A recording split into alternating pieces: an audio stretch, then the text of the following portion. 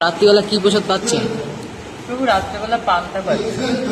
এবার জিজ্ঞেস করবেন না কেন পান্তা? সেটা কেন কেন কেন?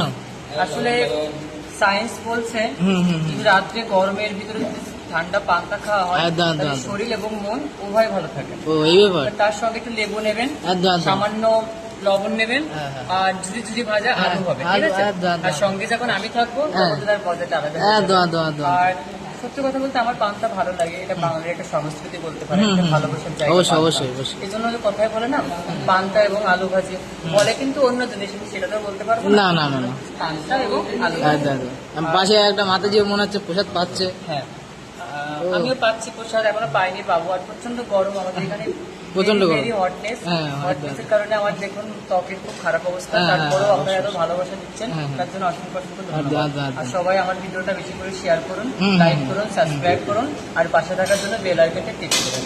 ও হরি বল। হরি বল।